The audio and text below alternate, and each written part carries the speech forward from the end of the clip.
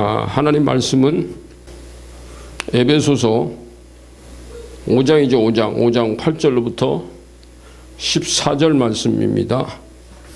너희가 전에는 어둠이더니 이제는 주 안에서 빛이라. 빛의 자녀들처럼 행하라. 빛의 열매는 모든 착함과 의로움과 진실함에 있느니라. 주를 기쁘시게 할 것이 무엇인가 시험하여 보라. 너희는 열매 없는 어둠의 일에 참여하지 말고 도리어 책망하라. 그들이 은밀히 행하는 것들은 말하기도 부끄러운 것들이라. 그러나 책망을 받는 모든 것은 빛으로 말미암아 드러나나니 드러나는 것마다 빛이니라. 그러므로 이르시기를 잠자는 자여 깨어서 죽은 자들 가운데서 일어나라. 그리스도께서 너희에게 빛주이시리라 하셨느니라. 아멘. 자, 우리 지금 제 7단원 벌써 오늘 3과를 갑니다.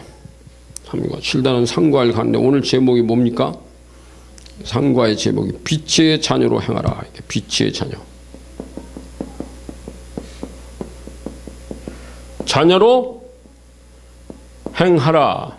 그럼 이 빛은 누구며 자녀는 누구예요? 빛의 자녀. 빛은 오늘 여기 있죠. 하나님은 빛이시라. 있죠? 그 다음에 예수께서도 나는 세상의 빛이라. 빛의 자녀가 있어요. 세상에는 두 가지 자녀가 있습니다.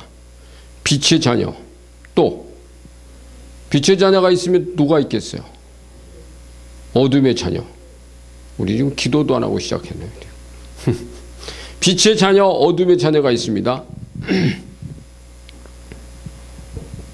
여러분, 하나님께서 이게 하나님의 빛이시다. 이게 태양도 둥그렇잖아요. 태양이 빛입니다. 빛. 태양엔 그림자가 있습니까? 태양에 그림자가 있어요. 근데 여기에 지구가 있어요. 지구.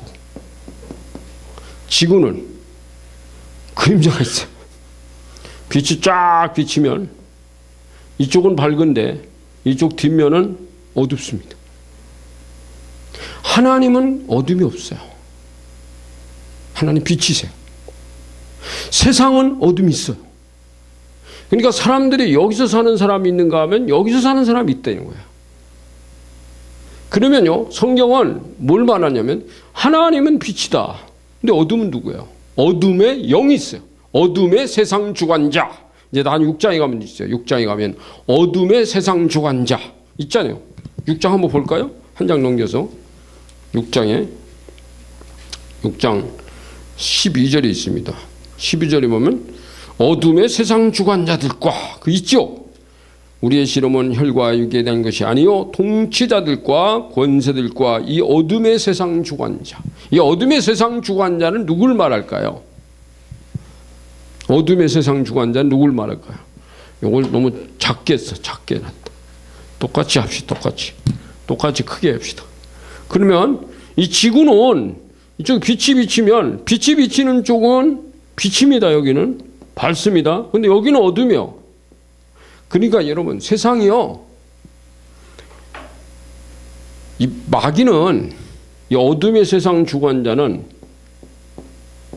이건 마귀예요. 마귀. 참 놀랍습니다.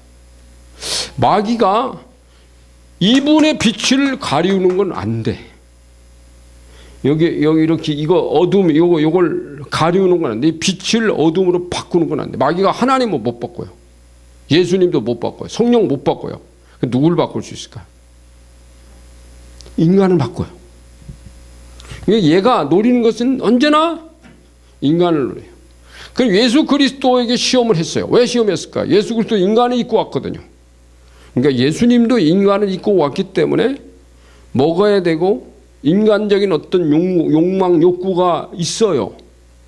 육신의 정욕, 안목의 정욕, 이생의 자랑, 이 세 가지를 예수님도 가지고 계세요. 그렇지만 그것이 어둠의 정욕으로 바꿔놓지는 않았다는 거예요. 그런데 인간에게는 육신의 정욕과 안목의 정욕과 이생의 자랑이라는 것을 이 어둠, 원수의 욕구로 바꿀 수 있다는 거예요. 그래서 인간은요, 하나님은 이렇게 말씀하세요. 하나님은 갈라디아서 5장에 이렇게 말하지. 인간에게는 두 가지 욕심이 있대요. 정욕, 욕구가 있다는 거야. 하나는 육신의 소욕, 소욕이라고 그랬어요. 하나는 성령의 소욕. 육신의 소욕과 성령의 소욕이 있는데 이 둘이 서로 싸운대요. 내 안에서. 이거는 세상이면서도 지구이면서도 세상, 지구이면서도 나도 여기 포함되는 거예요. 그러니까 인간은 하나님은 아니에요. 하나님은 아니기 때문에 하나님의 빛을 받아서 하나님의 빛된 삶을 살아갈 수도 있고 하나님의 빛을 등지고 지구 뒤편으로 가서 어둠의 세상에서 어둠 속에 숨어서 여러분 사람들은 어둠 속에 숨어 있다는 말은 법이 있습니다. 법은 안 지키면 벌 받아요. 그러니까 이 법 뒤에 숨어서 법을 교묘하게 안 지키는 어둠의 세력들이 있을 수 있다는 거예요. 여러분 경찰관이 없으면 경찰관 없을 때 죄 짓는 거는 잘 모릅니다. 어떤 사람이요 길바닥에 침을 탁 뱉었어요. 경찰관이 옆에 있으면 2만 5천 원 벌금 내야 돼요. 딱지 탁 냅니다. 안 내면 나중에요 그 돈을 계속 안 내잖아요. 그럼 뭐로 되냐면 이 사람은 과태료 안 냈다고 그래야죠. 어느 때까지 계속 안 내면은 이제 나중에 뭐 빨간 줄로 올라가 이제. 그런데 경찰관이 안 보면서 침 뱉으면 그 사람은 벌금 안 내요. 근데 참 많은 사람들은 이렇게 침을 뱉을 때 길을 건너갈 때 경찰이 있나 보고 휙 건너가고 휙침을 뱉습니다.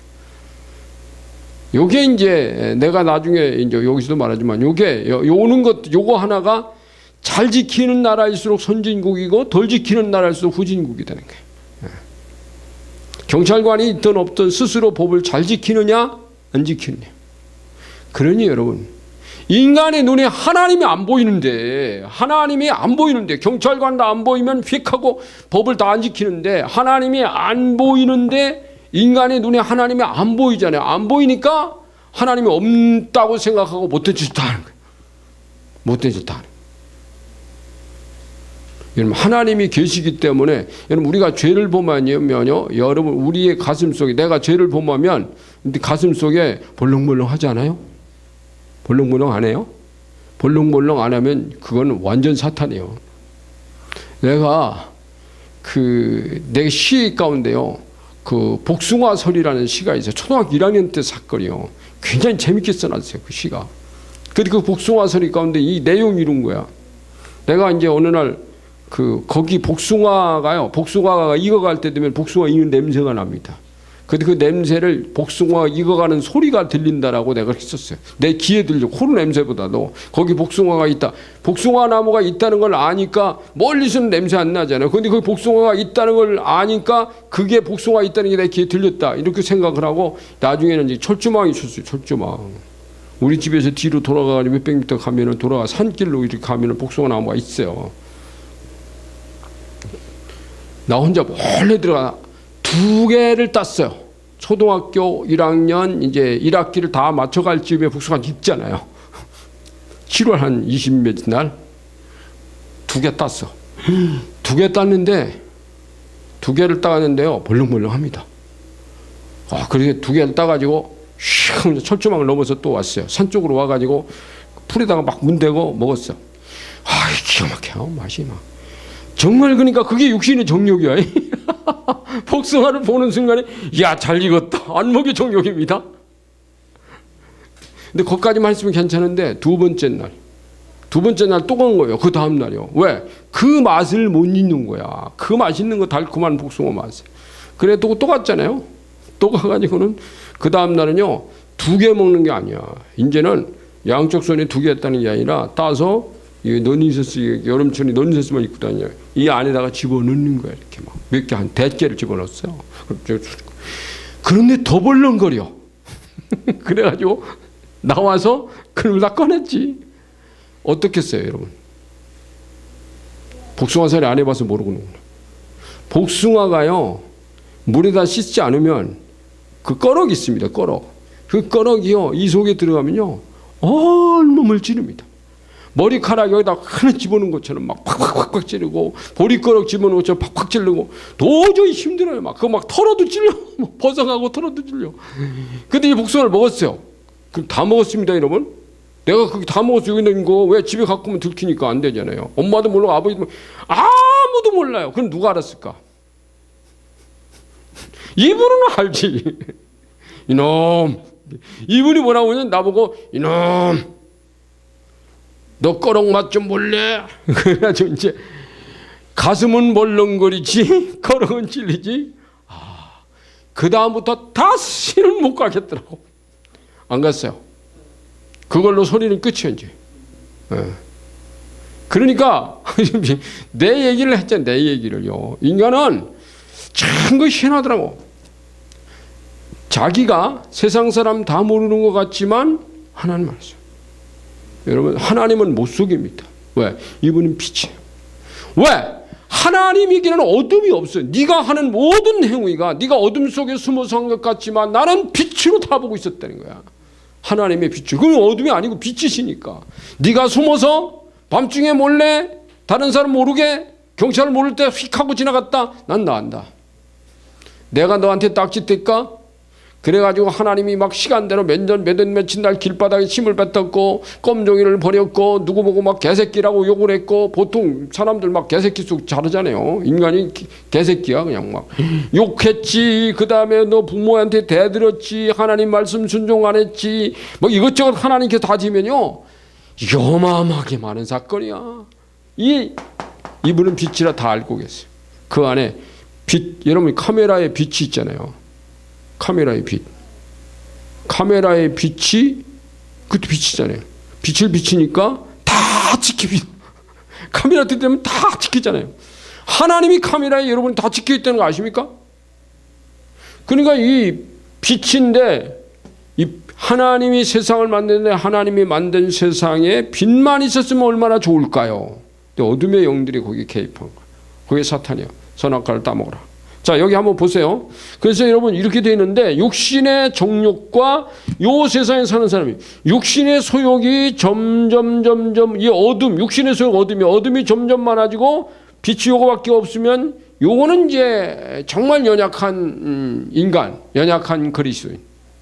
성령의 소욕이라는 것은 예수 믿는 사람 얘기하는 거예요. 예수 믿는 사람 속에도 이쪽은 어둠, 이쪽은 빛이 있는데 얘가 점점 커져가면 나의 빛의 능력은 점점 줄어들지만, 여기에 거꾸로 성령의 소욕이 점점 커지고 어둠이 물러나면 나는 빛의 사람이 되는 거죠. 여러분, 빛의 충만이냐 성령의 충만이냐 어둠의 충만이냐는, 내가 성령 1충만 2충만 3충만 할 때도 벌써 이런 것 이미 얘기했던 거 아닙니까? 그러니까 어떤 사람은 어둠의 충만한 삶을 살 수 있는가 하면, 어떤 사람은 빛의 충만 속에 산다.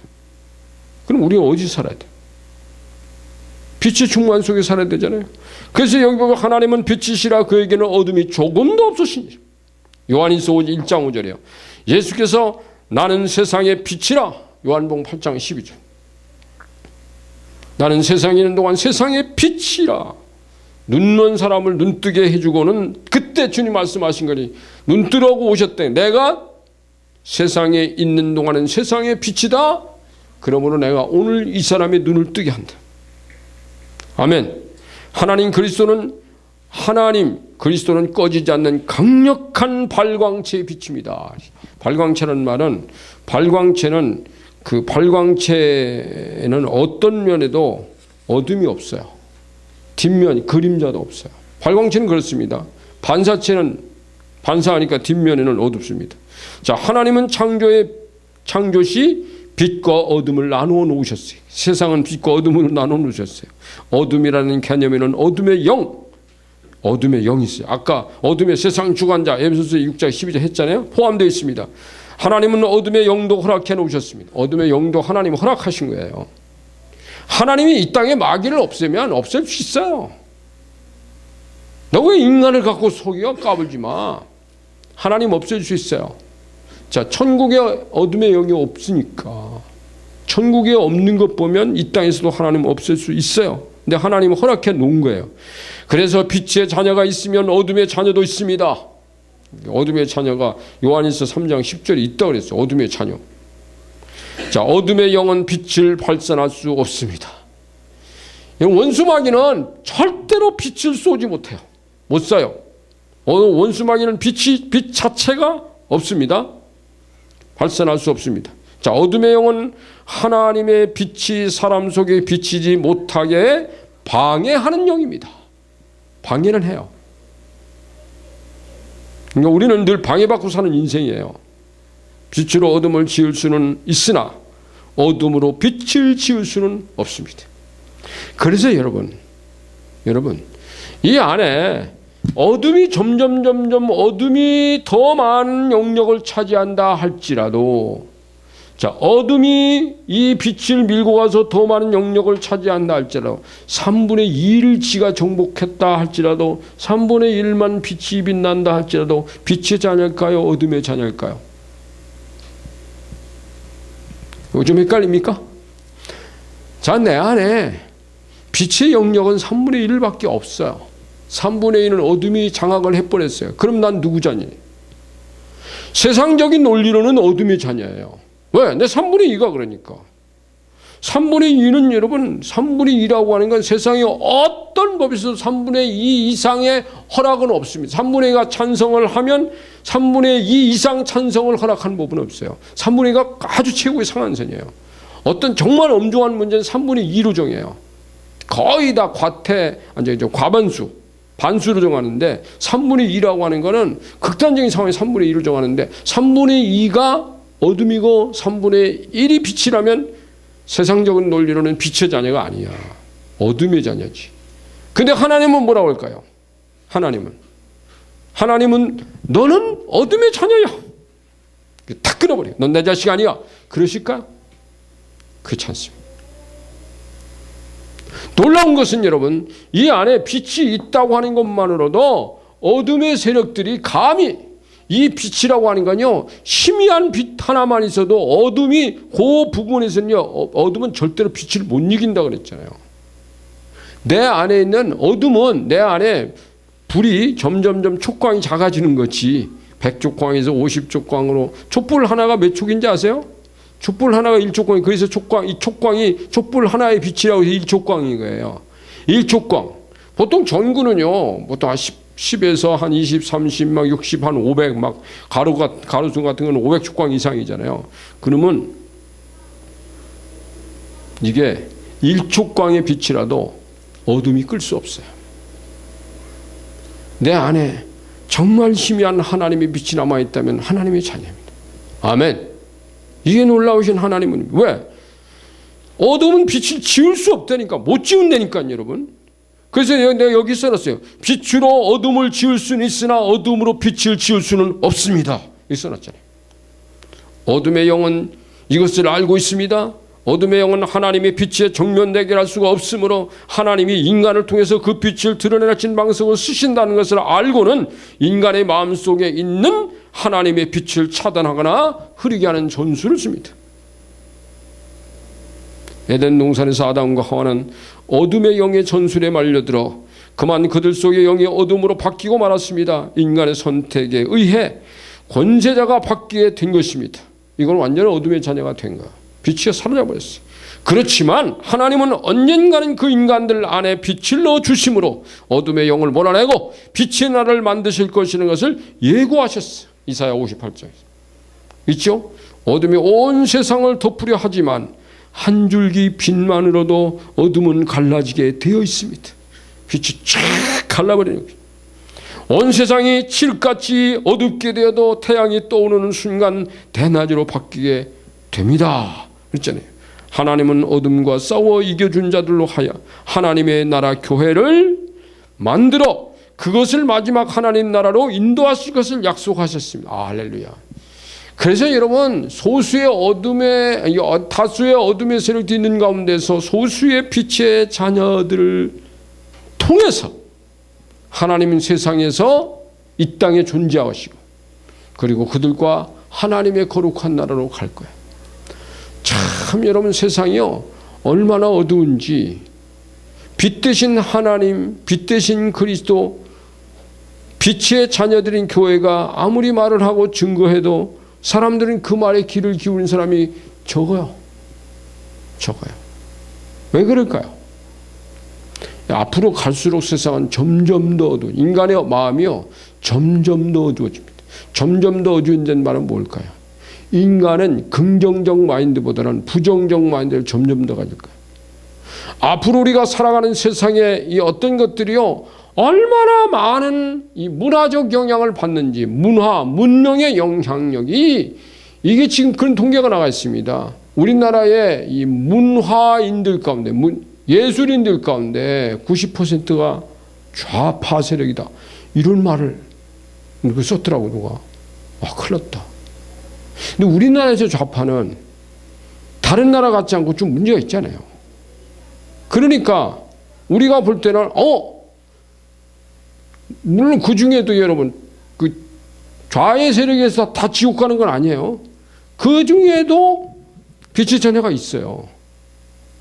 그러면 여러분, 사람들이 세상을 점점 더 어두워져가는 세상 속에서 무엇이 아버지의 뜻이고 무엇이 하나님 뜻이 아닌지를 분별해서, 그러니까 무슨 작가들, 영화 만드는 사람, 음악을 만드는 사람, 드라마를 만드는 사람들이 보면 이게 전부 돈의 목적이 있는 거야. 어떻게 하면 인간들을 새롭게, 어떻게 하면 인간들을 긍정적인 사람으로, 어떻게 하면 인간들에게 생산적이고 건설적인 사람으로, 어떻게 하면 인간들도 밝고 이 땅을 행복하게 만들까의 문제, 이런 게 여기 목표가 없어요. 돈이요, 돈. 글 쓰는 사람들이 누가 더 많이 볼까? 여러분, 이 세상의 지구상에서요 가장 인기 있는 사람들이 어디 몇 살에다가 맞춘지 아세요? 13세 수준에다가 맞추면 가장 인기 있습니다. 옛날에 그런 얘기해서 부흥사가 가장 인기 있는 부흥사는 13세는 중학교 1학년에, 중학교 1학년, 초등학교 6학년 아이들 수준에다 맞추면 굉장히 그 숫자가 제일 많은 독자요, 그 숫자가 제일 많은 이 시청자라는 거예요. 그때 나는 그랬어요. 나는 그런 수준에 맞추는 목사는 안 되겠다. 우리는 누군가를 끌어올려내는 사람, 적어도 20세, 25세, 30세 수준에서 납득하고 이해하고, 그래야 세상을 더 밝게 끌고 가고 거기에 리더자가 있어야 될 거 아니죠. 돈이나 벌기 위해 가지고 시청자들이 요구가 뭐다. 그러니까요. 세상이 점점 이게 무슨, 내가 볼 때는 이게 무슨 문화 이런 것보다는 너무 장사 속이에요. 이 상업적 이러니까. 돈에다 목적이, 돈에.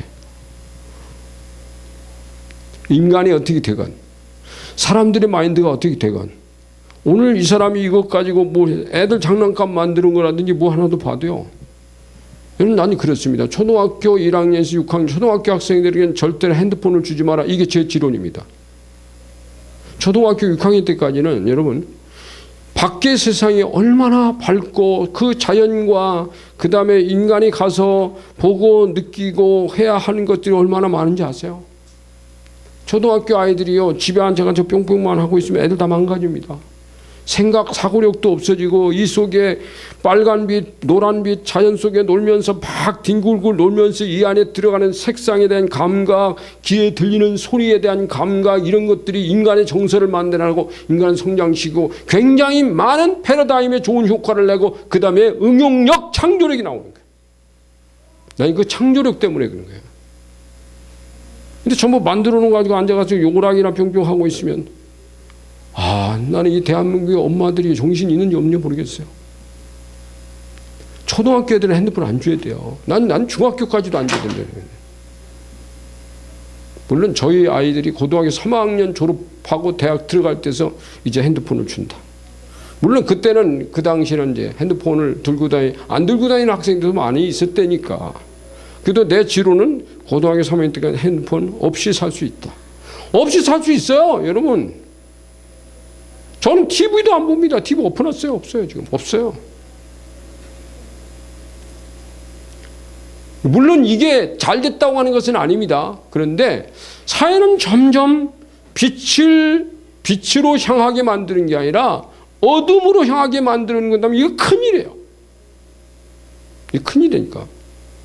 그래서 여기 요한계시록 21장 23절 25절을 읽으십시오 그랬죠. 하나님과 예수 그리스도는 빛 자체이십니다 이랬어요.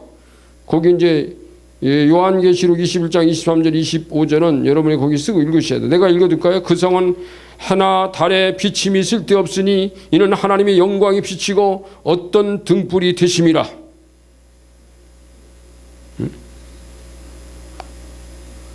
이런 비치고 이런 등불이 되심이라구나. 만국이 다 빛 가운데로 다니고 땅의 왕들이 자기 영광을 가지고 그리로 들어 낮의 성문들을 도무지 닫지 아니하리니 거기에는 밤이 없음이니라.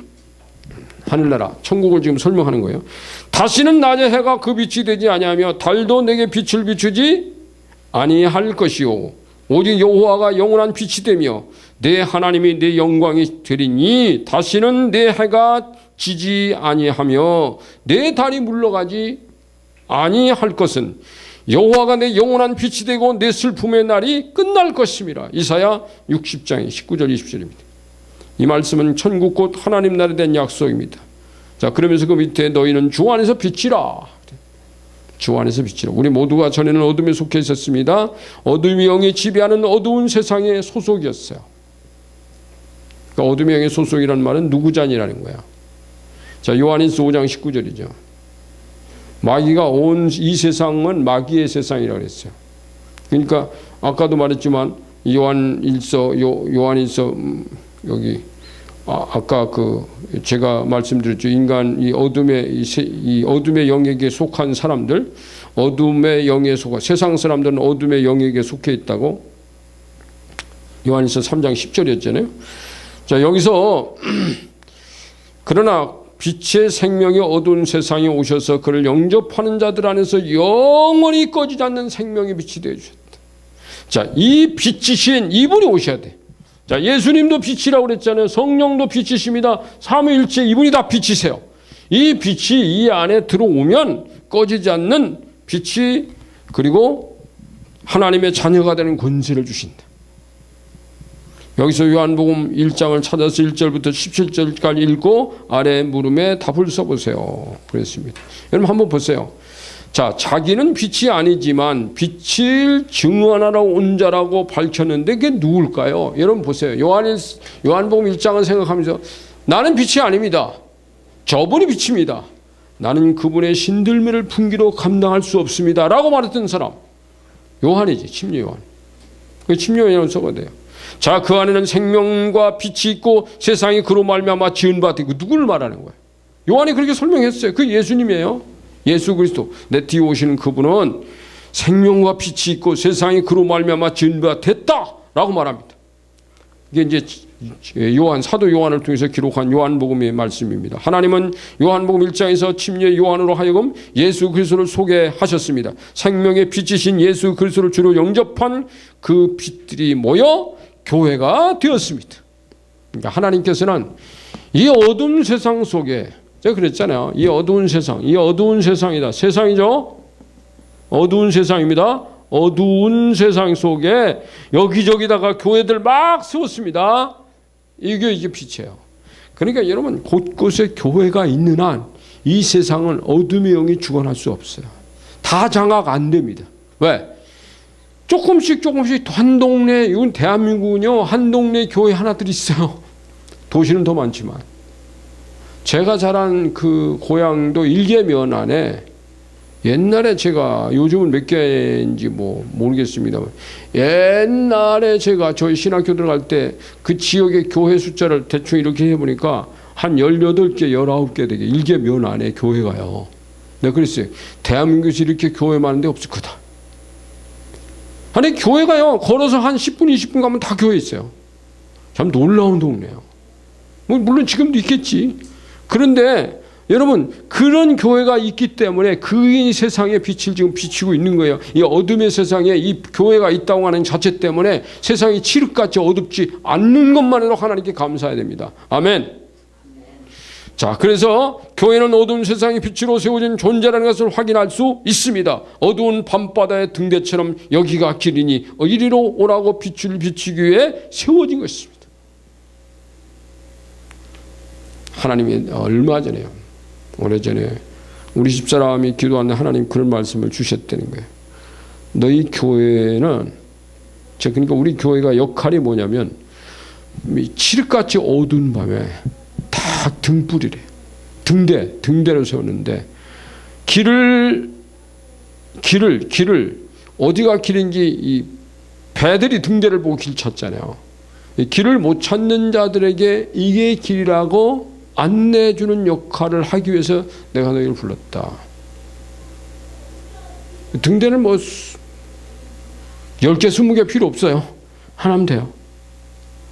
그러면 저 등대를 보니까 여기가 길이네. 찾아서 가는 거예요. 여러분, 원래는 등대가 주님을 보고 가는 거예요. 그러니까 교회는 주님의 등대 역할을 하는 거죠. 이게 길이니까 이 길로 가라고. 이리 오라고. 그래서 하나님이 교회를 세웠다는 거 아닙니까? 자, 그래서 거기 보면 이사야 60장 1절 3절 있잖아요. 일어나 빛을 발하라. 있잖아요. 이는 내 빛이 이르렀고 여호와의 영광이 내 위에 임하였음이니라. 보라, 어둠이 땅을 덮을 것이요 캄캄함이 만민을 가리려니와 오직 여호와께서 내 위에 임하실 것이며 그의 영광이 내 위에 나타나리니 나라들은 내 빛으로 왕들은 비치는 데의 광명으로 나오리라. 자, 이 말씀은 이스라엘에 대한 말씀이 아니라 그리스도 이후의 교회에 대한 말씀이라고 기록해놨습니다. 그래서 이제 그 밑에 보면 빛의 자녀들처럼 행하라 이 나와 있죠. 자, 이과에서는 서로 인자하게 하며 서로 불쌍히 여기며 서로 용서하는 데서 더 나아가, 그게 옷이라 그랬잖아요. 이게 새 옷이라 그랬잖아요. 그런데 더 나아가 그 옷에서 빛을 발산하게 하며 어두운 세상을 밝게 해야 한다는 것입니다. 그래서 이제 빛의 열매가 나오는 거예요. 밑에 빛의 열매 있죠. 빛의 열매는 모든 착함과 의로움과 진실함에 있는지라. 이게 5장 9절이에요. 착하고 의롭고 진실한, 이게 빛의 열매. 어떤 사본에는 성령의 열매라고도, 성령의 빛의 열매를 성령의 열매라고도 기록된 것이 있어요. 여러분, 성령의 열매는 갈라디아서 5장 22절에 있잖아요. 9가지 열매. 근데 그 9가지 열매와 같은 열매예요. 착해야 된다. 의로워야 된다. 진실해야 된다. 자, 이제 그 뒤에 이제 그래서 그걸 설명하면서 공부를 해 나갈 겁니다. 자, 그러면 베드로전서 2장 9절. 이게 좀 문장이 긴데 거기 괄호 넣기가 있습니다. 이 괄호 넣기는 여러분이 해보시면 돼요. 숙제로 이거 가지고 와서 집에서 한번 숙제를 이렇게 다 넣어서 한번 해보세요. 그러나 너희는 택하신 족속이요 왕 같은 제사장들이요 거룩한 나라요. 거기 괄호. 그의 소유된 백성이니 이는 그가 너희를 어두운 데서 불러내요. 써야 돼요. 그의 기이한 빛에 들어가게 하신 이의 아름다운 덕을 괄호 안에 선포하게 하려 하심이라. 너희가 전에는 백성이 아니더니 이제는 하나님의 백성이요. 자, 전에는 긍휼을 얻지 못하였더니 이제는 긍휼을 얻은 자니라. 사랑하는 자들아, 거류민과 나그네 같은 너희를 권하노니 영혼을 거슬러 싸우는 육체의 정욕을 제하라. 너희가 이방인 중에서 행실을 선하게 가져 너희를 악행한다고 비방하는 자들 하여금 너희 선한 일을 보고 오시는 날에 하나님께 영광을 돌리게 하려 함이라. 아멘. 여기서 빛은 밝다, 어둡다라는 표현이 양적인 표현이라면 사랑, 희락, 화평, 참음, 자비, 양선, 충성, 온유, 절제. 그러니까 빛의 열매하고 여기 이제 빛을 말했죠. 그런데 이제 여기 성령의 9가지 열매, 이것은 뭘 말하냐? 질적 표현이라고. 제가 그렇게 썼어요. 제 표현이에요. 예수님께서는 삶의 질에 대한 말씀에서 열매로 표현하셨어요. 인간의 삶의 질을 열매로 표현했어요. 그래서 예수께서는 포도가 맺어는 포도나무가는 가시나무가 돼서는 안 되고, 무화과 맺어야 되는 무화과나무가 또 여기 무슨 엉겅퀴가 돼서는 안 되고 이렇게 써놓은 겁니다. 그래서 요한복음 15장에 보면은 포도나무 비유가 나와요. 포도나무, 나는 포도나무. 예수님이 포도나무예요. 하나님은 농부고. 너희는 가지다.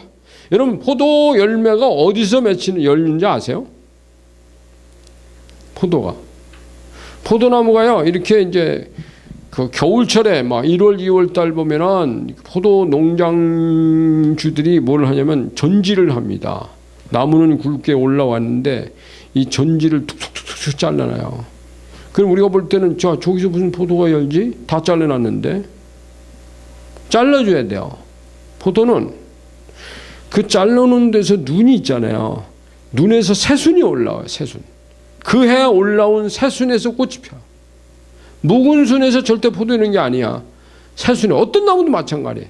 새순에서 쫙 올라와서 꽃이 피고 거기서 포도가 열려.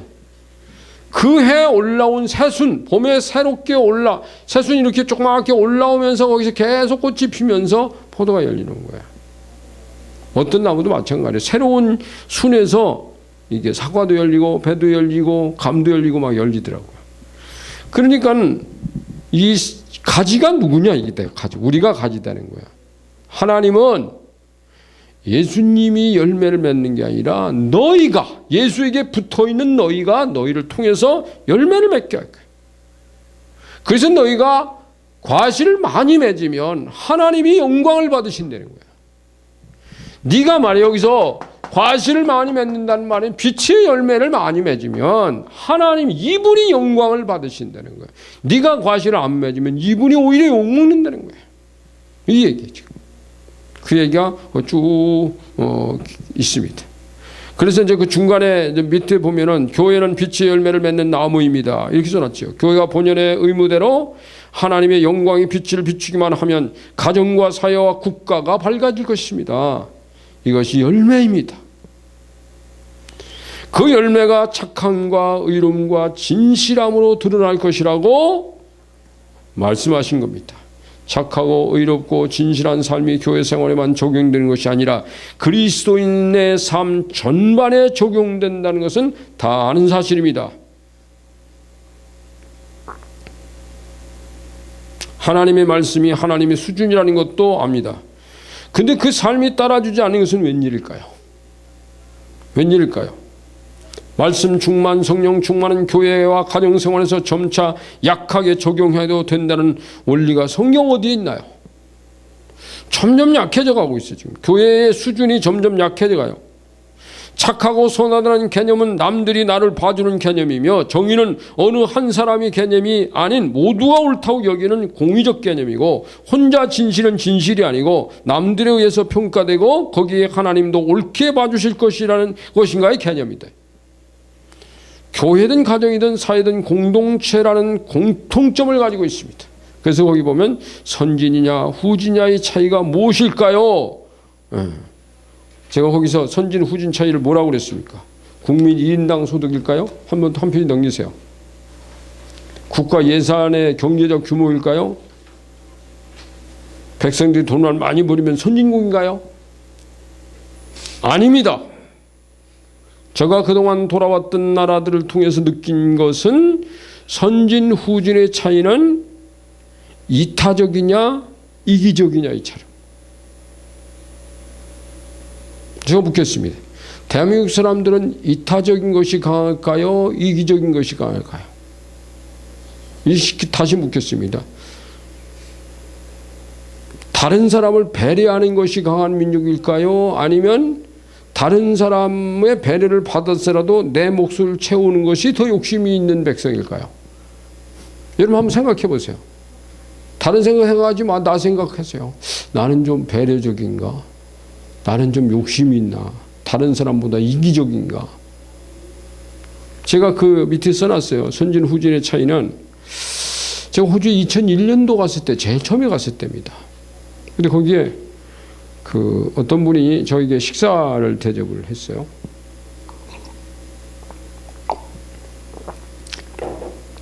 제일 큰 도시 시드니에서입니다. 그분이 어떤 분이냐면 자기 아내가 그 월남전 베트남 전쟁할 때 간호장교로 갔던 분이에요. 그래서 간호장교로 있다가 월남전이 끝나면서 한국으로 돌아오지 않고 호주로 가버렸어요. 한국으로 오지 않았어요. 왜 그리 갔는지 모르겠습니다만 그런데 그 남편분이 아내 때문에 그리 갔어요. 남편분도 고시패스해가지고요. 굉장히 그 좋은 직종에 있다가 아내가 그리 가니까 아내 따라 갔어요. 근데 자기가 아내 따라 가서 거기서 뭔가 할 거야. 근데 그 나라 공무원 시험을 봐야 되겠는데 그 뭐 자기는 영어 실력이 뚜렷하지 않고 그래가지고 걱정을 하다가 영어를 좀 공부하고 이제 그 고시가 아니라 시험을 공무원 시험을 봤는데 합격을 했어요. 근데 쉽게 났더래요. 자기가 볼 때. 왜 그러냐? 그런데 자기 보니까 한국인들을 대상으로 하는 직장, 한국인을 대상으로 하는 공무원이 된 거예요. 그러니까 주로 거기 이민자들을 상대하는 공무원이니까요. 근데 이분이 거기 가서 있으면서 느낀 것이 뭐냐면, 거기서 이제 오랫동안 살면서 느낀 게 이 이야기인 거예요. 내가 여기 살다 보니까 한국 사람들이 이게 이 질서, 그 다음에 그 경범, 경한법, 우리가 보는 그 사회생활 하면서 지켜야 되는 어떤 질서나 이런 것들이 굉장히 안 돼 있다는, 우리가 여기서 살던 것이. 그래서 호주로 이민 와가지고 이구동성으로 하는 말이, 자기는 다 들려오잖아요. 공무원이니까 사람들이 다 찾아오잖아요. 자기한테 뭐 해달라고 계속 오잖아요. 자기 사무실에 찾아오잖아요. 이구동성, 나 호주에서 못 살겠어요. 왜? 너무 까다로워 이 나라는. 거리에 침 한 번 뱉어도 안 되고. 근데 이제 그분 얘기가 뭐냐면, 한국 사람들이 와서 보니까 거리에 침, 우리나라는 아무데나 침 다 떼고 갖고 다니잖아요. 거기 맨날 가리 침이고 침이잖아요. 이건 절대 안 되는 거예요. 그 나라에서. 여러분, 원래 안 되는 거예요. 여러분, 일본에서도 안 돼요. 다 안 돼. 우리나라도 안 되는 거예요. 근데 근데 왜 안 되냐면, 이제 우리나라는 경찰한테 걸리지만 않으면 되는데, 그 나라는 경찰한테 안 걸리는 거예요. 옆에서 사람이 보면 그거 지적하는 거예요. 당신이 그거 다 닦고 가라. 와. 이게 여러분, 질서유지라고 하는 것이요, 이 공무원이나 경찰들이 다 할 수 있는 게 아니에요. 국민들 스스로 지켜내야 돼요. 뭐 하나 딱 버리잖아요. 우리는 아이스크림 먹든 껌을 하든 껌종이 길에다 탁 뺏고 합니다. 좀 보통 아이들이 나한테 걸리면, 야, 왜 버려? 네가 주워 가지고 가. 저 얘기합니다. 제가 먼저 교회 있을 때, 이제 교회에서 새벽에 하고 이제 집에 오다 보면 그 공원 있잖아요. 공원을 오잖아요. 공원에 할아버지가 쓰고 있는데 매일같이 한 비닐씩 나오는 거예요. 와, 그 공원에 밤에 얼마나 많이 버리고 가는지. 내가 그걸로서 시를 써놓은 게 있어요. 나는 그런 얘기. 이게 지네 안방이고 이게 지네 집인데, 이게 지네 집이고 지네 안방이야. 여러분, 우리의 국토, 내가 공통적으로 사용하는 공원이나 이런 것들은요, 내 집이에요. 내 집 안방이에요. 내 집 정원이라고 생각해 보세요. 그렇게 하겠나? 이게 왜 남의 거라고 생각하냐고. 여러분, 대한민국에 사는 우리 국민들이요, 남도 다 내 가족이고, 저 사람이 피해보는 거 내가 피해보는 거예요. 여러분, 내가 담 하나를 부신다? 그러면 그거 나중에 나 몰래 가서 부셨는데, 그러면 우리나라 공무원들 와서 그거 다시 이래가 했더니 그 국가적인 손해. 벽돌 한 장이라도 그냥 깨버리면 국가적인 손해입니다. 왜 그거 생각을 안 하냐 이거예요. 내 거 아닌 거는 남의 거라고 생각하는, 이게 이타적인 거예요. 우리는 너무 이타적이에요. 그래서 못 살겠다고 막 이구동성이래요. 와, 그거를 몸에 배이는데 굉장히 오랜 시간이 걸린다는 거예요. 이게 선진 후진 차이입니다. 선진 사회는 그게 제대로 잘 되는데, 그래서 안 되는 거예요. 그렇게 하면 여러분 그거 주스세요, 침 닦으세요, 이렇게 말한다는 거예요, 시민들이. 그러니까 이거 숨을 데가 없잖아요. 망신만 나고 자존심이 말이에요. 근데 사실은 그렇게 돼야 된다고 해요. 난 그렇게 돼야 된다고 생각하는 거야. 시민들 스스로 거리 질서를 지키는 거예요. 와, 우리가 일본에 갔을 때요, 길이 2차선 도로입니다. 동네 도로잖아요. 동네 도로 2차선 도로에도 횡단보도가 있어요. 군데군데. 그 일본인들은 그 횡단보도까지 걸어가서 여기 중간에서 휙 안 나가. 와, 우리는 하던 버릇이 있으니까, 어디 저까지 가. 그냥 나. 차도 안 오는데 뭐. 그건 합니다. 요 차이가요, 선진과 후진 차이라니까요, 여러분. 혹시 제가 그런 거 보면 바보같이 휙 지나가지, 저보고 뭐라고 할지 모르지만 생각을 좀 해봐야 된다고. 여러분, 정말 하나님의 백성들이요, 세상 속에 살면서 하나님의 사람으로서 하나님의 이 빛을 받아서 하나님의 빛을 세상에 비춰주는 자는 이들처럼 살면 안 됩니다. 많은 사람들이, 기독교인들이요, 살아가는 구태연하게 저렇게 사네, 저렇게 사네 하지만 나중에 보면 저가 훌륭한 사람이에요. 처음엔 욕합니다. 근데 나중에 보면 저렇게 사는 거 맞아. 그때까지 해야 되는 거예요. 여러분. 적당히 거기다가 믹스하면 안 됩니다. 그래서 착함의 열매가 나오죠. 처음에 착함의 열매. 착함과 선은 유사한 말입니다. 선에는 광범위한 의미가 담겨 있습니다. 악의 범위가 넓듯이 선의 범위도 넓습니다. 그리고 선의 기준도 사람에 따라 조금씩 다를 수 있습니다. 자신의 이익의 여부에 따라 선의 기준은 달리할 수 있기 때문입니다. 자신의 이익만이 아니라 다른 사람 이익을 생각할 때 그게 선이 되는 거지. 그 다음에 이 착함이라고 하는 것은 여러분, 하나님의 착함과 세상이 보는 착함은 다릅니다. 자, 제가 처음에 예수 믿을 때 초등학교 5학년 때부터 이제 문 4학년 때부터 다녔으면 4학년 때 다닌 건 조금 6개월 다니다 말았으니까 5학년 때부터 제대로 다녔습니다. 그런데 제가 주일날, 시골 농사지니까 주일날 아버지가 오늘 교회 가지 말고 좀 뭐 해라 이렇게 할 거 아니에요. 그럼 전 도망갔어요. 아버지 안 볼 때 도망가요. 그다 누구한테 걸리느냐? 큰아버지한테 몇 번 걸렸어. 너 니네 집에 오늘 뭐뭐 해야 되는데, 큰아버지 바로 위에 살았으니까요. 뭐뭐 해야 되는데 오늘 교회가? 너 아버지가 오늘 가지 말라고 그랬을 텐데? 그래. 임자식 이제 말도 안 되고 막 큰아버지한테 혼나. 그래서 도망갔어. 도망가서 교회에서 예배드리고. 어떤 경우는 밭에서 일을 아침 일찍 가서 하다가 교회 종을 땡땡 30분 전에 칩니다. 줄 땡기는 거 있어요. 치면은 막 도망쳐가지고 와서 교회에서 예배 드리고 다시 갔어요. 그러니까 내가 주일을 안 빠지고 신앙생활 할 수 있었던. 그런데 우리 인간이 볼 때, 근데 처음에 한두 번은 아버지가 그러다가 저 녀석은 내가 막을 수가 없어. 우리 아버지는 그것 때문에 막 엄청 혼내고 때리고 그러진 않았어요. 큰아버지한테 혼난 거지. 그런데 내가 큰아버지 말을 들을까? 하나님 말씀 들을까? 하는 중에서 난 하나님 말씀 들을 거야. 그러면 하나님이 보는 착함과 인간이 보는 착함은 다를 수 있어요. 나는 어느 쪽을 선택했나요? 성경에서 볼 때 착함이라는 거는요, 하나님이 보는 기준을 말하는 거예요. 근데 이 착함이라는 기준이 세상과 충돌하는 경우들은 그렇게 많지는 않아요.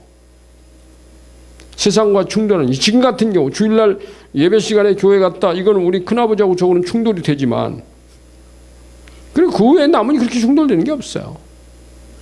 자, 그 다음에 의로움의 열매. 의의 기준은 하나님 예수 그리스도십니다. 하나님과 예수 그리스도가 빛이시기 때문입니다. 어둠에는 의가 나올 수가 없습니다. 교회는 의에 목말라 하던 자들이 그리스도 안에서 비로소 의의 갈증이 영구히 해결된 의의 공동체입니다. 교회는 의의 공동체예요. 교회 밖의 세상은 여전히 의에 줄여 있습니다. 그러나 그들은 정작 남들에게 의의 잣대를 엄격히 들이대고, 여러분 세상 밖의 사람들은요, 자기가 옳지 않다고 여기는 것 가지고 다른 사람 재단해가지고 막 나쁜 사람 뭐하고 막 재단해가지고 막 욕합니다. 난 보니까 SNS에 댓글 나는 것들 조심해야 돼요, 여러분. 하나님이 보고 있어요. 다른 사람에게 자기 잣대야, 그게 전부 다 자기 잣대. 이게 정말 뭐가 법의 잣대인지 뭐가 하나님의 말씀의 잣대인지를 제대로 알고 해야 된다는 거야, 여러분. 그 다음에 진실함이 열매 있습니다. 진실은 거짓 세상을 밝혀야 할 열매입니다. 거짓은 어둠이에요. 이 어둠은 거짓 영이잖아요. 사탄이가 거짓 영. 그래서 거짓 영은 어둠의 영입니다. 써놨죠? 하나님과 그리스도는 빛이시며 진리이십니다. 이 빛과 진리가 참 빛과 참 진리라는 것을 증명하신 사건이 부활의 사건. 이 부활 사건은 하나님의 말씀은 진리다. 하나님의 말씀은 하나님은 빛이다. 자, 왜요? 내가 부활할 거다. 예수님 그리스도 내가 부활할 것이다. 하나님도 예수 그리스도 부활을 예언했고 예수님도 예언했습니다. 똑같이 정말 부활해버렸어요. 그리고 어둠 속에 어둠의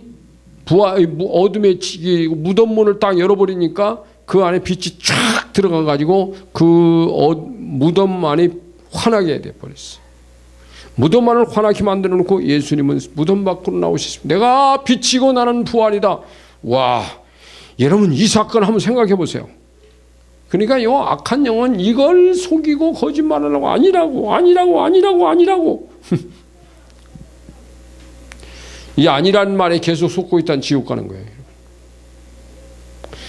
자, 그는 무덤을 열고 나와서서 죽음도 어둠도 없애고 복음이 진리라는 것을 증명해내셨습니다. 무덤의 현장을 지키던 백부장과 그의 부하들이 부활의 사건을 보고서야 이는 진실로 하나님의 아들이었도다 하더라. 무덤을 지키는 자들이요 증명했어요. 저분이 진짜 하나님 아들 맞네. 부활하셨어. 자기들도 막을 수가 없었어 말했어요. 우리의 힘으로 막을 수 있는 분이 아니야. 진리의 빛은 교회가 지닌 생명입니다.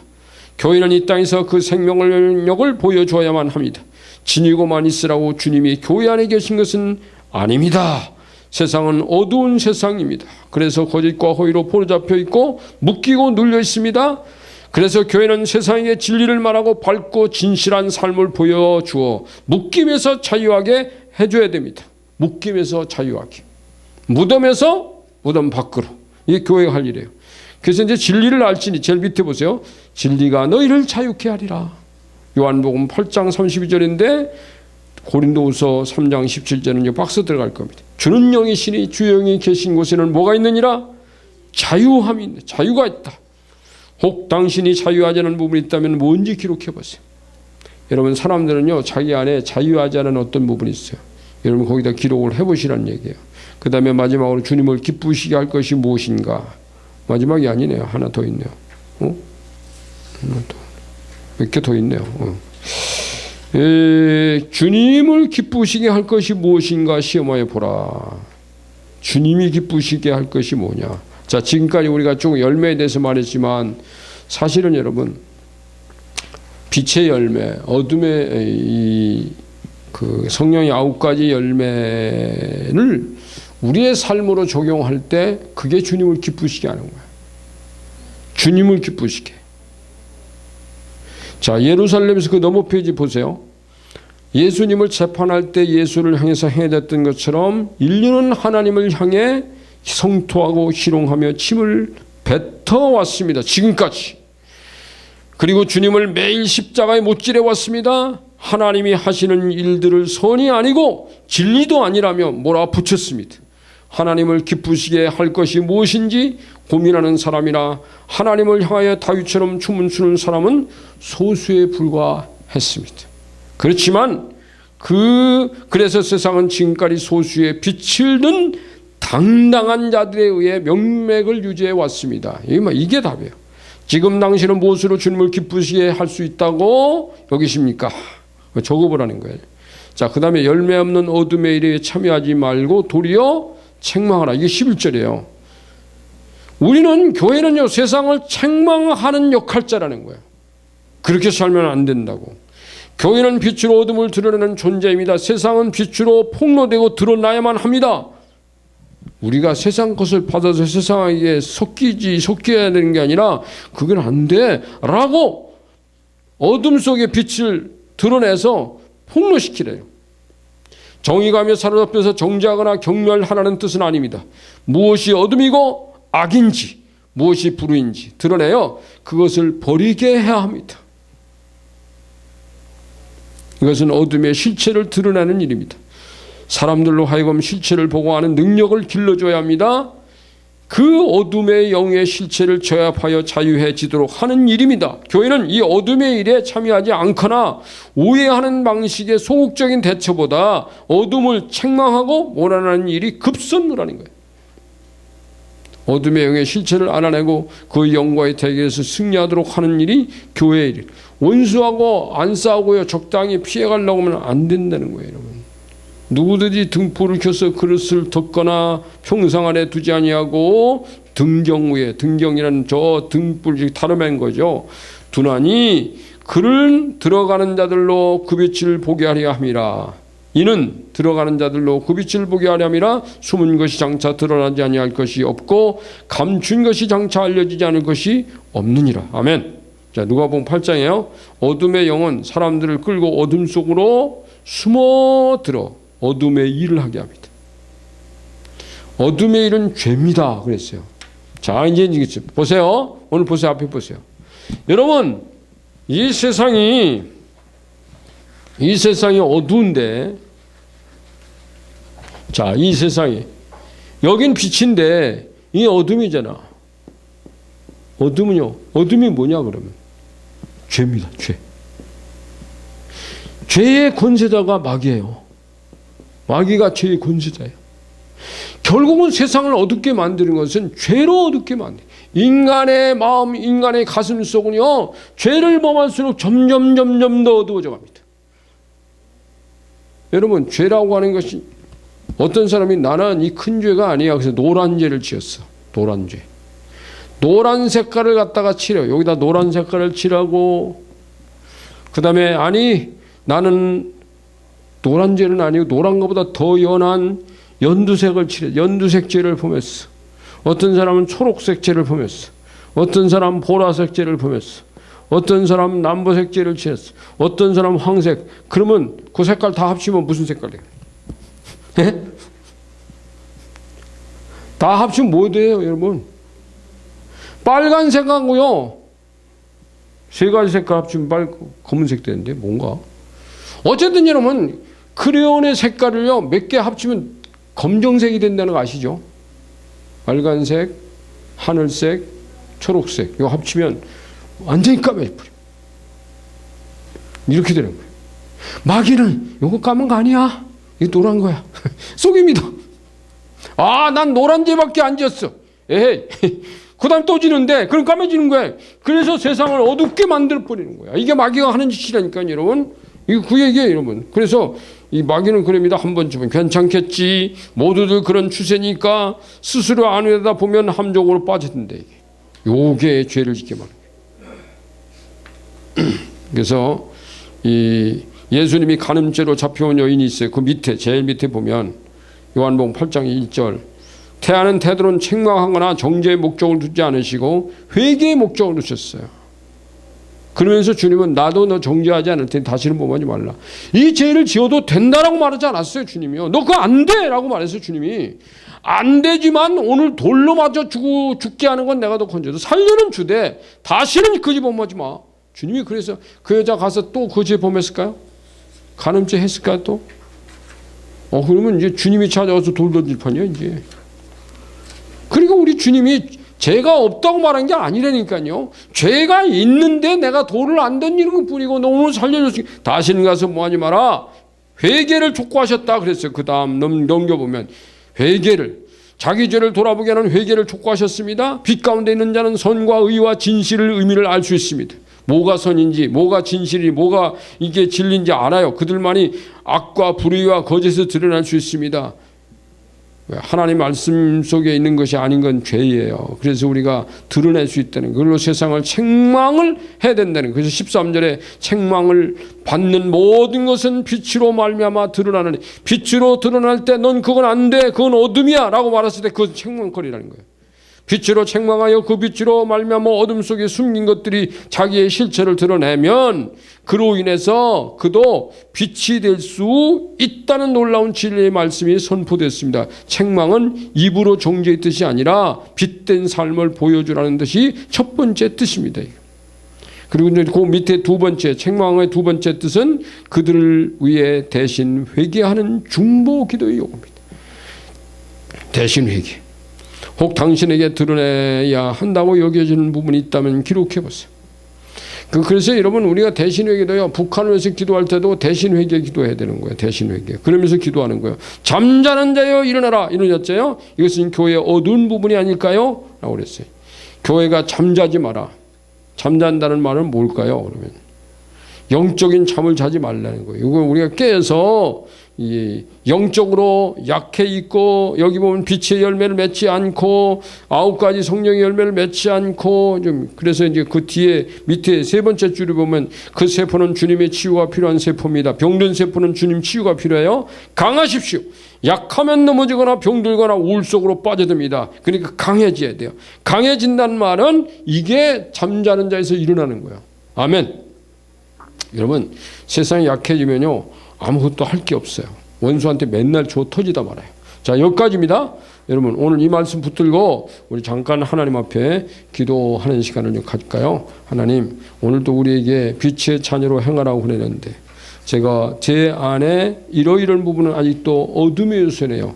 죄송합니다. 하나님, 저희 어둠의 요소를 회개합니다. 그러면서 하나님께 회개하며 기도하는 시간 갖겠습니다. 할렐루야. 하나님 감사합니다. 오늘도 우리가 하나님의 귀한 말씀을 붙들고 무엇이 빛의 자녀인지, 무엇이 하나님의 빛인지 알게 하신 하나님을 찬양하며 감사합니다. 오늘도 하나님 내 속에 정말 내가 세상에서 이게 빛이 아닌데 이 빛인 줄 착각한 것이면 회개합니다. 하나님의 빛인 줄 알면서도 빛이지 못한 거 회개합니다. 우리가 하나님의 빛의 사람으로 살지 못한 거 회개합니다. 하나님 어둠 속에서 어둠과 적당히 하나님 빛과 어둠하고 이 섞여 있는 걸 회개합니다. 그래서 우리가 세상의 빛으로, 교회가 빛으로 당당하게 주님의 빛을 비치는 등대의 역할, 하나님 발광체는 아니지만 하나님 발광체 같은 교회 역할을 감당하게 하옵소서. 예수 그리스도 이름으로 감사하며 기도합니다. 아멘.